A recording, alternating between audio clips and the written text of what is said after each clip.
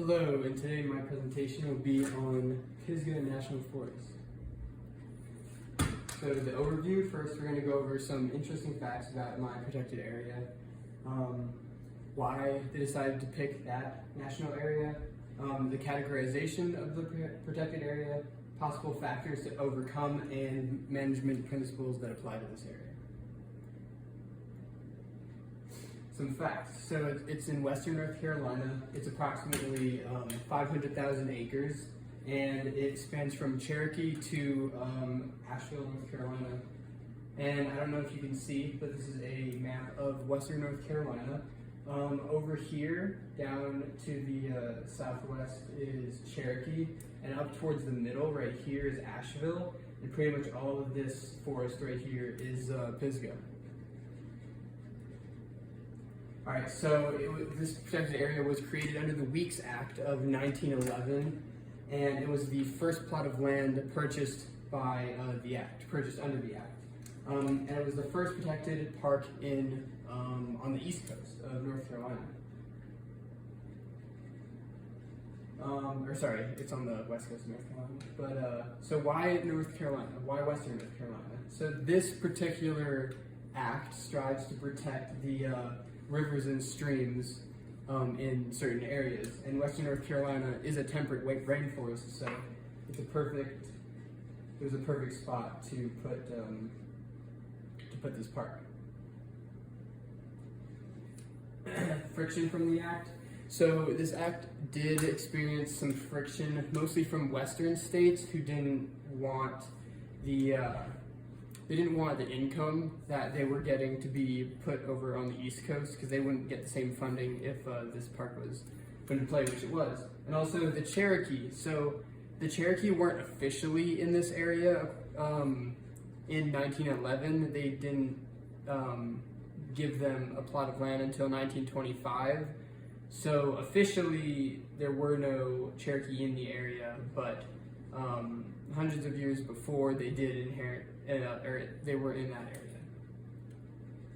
The categorization, so under the International Union for Conservation of Nature, which it has 6 categorizations from 1A to 6, and the Pisgah National Rainforest is categorized as number 5, which is a protected landscape and seascape. So factors to overcome. You can't really see right here, but this is a picture of the Nantahala River, and it has overflown. And so an example would be the Nantahala River, which goes right through western North Carolina. In 2020, there was an overflow. Last summer, there was a span of about a week where it didn't stop raining, and there's a giant overflow, and they had to shut down the river. It's a big recreational hotspot. And it caused a whole lot of problems. So the park had to shut down, so no one could come in and use it. They had to pay people to come in with excavators after it stopped raining, when it was safe, to come in and take all of the debris that was clogging up the river and take it out and ship it somewhere else. They had to pay for that. And there's a loss of revenue because they were paying people to do this, and because they weren't getting any revenue because the parks were closed.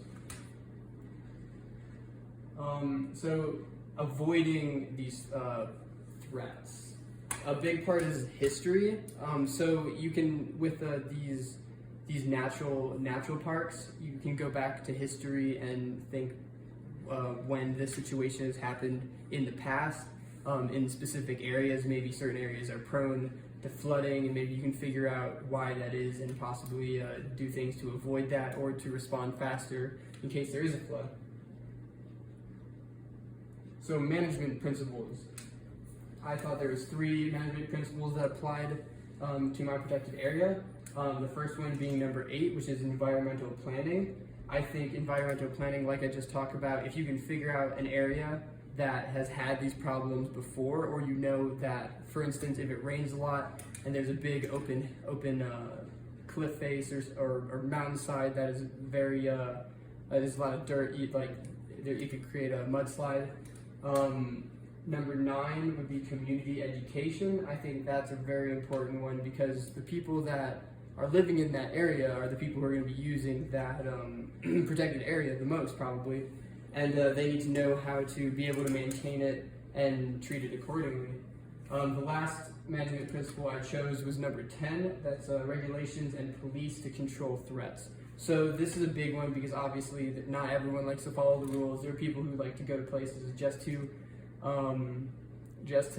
cause mayhem, I guess. And these are the cases that police would have to get involved, or regulations to try and avoid this type of behavior. And thank you all for listening to my presentation.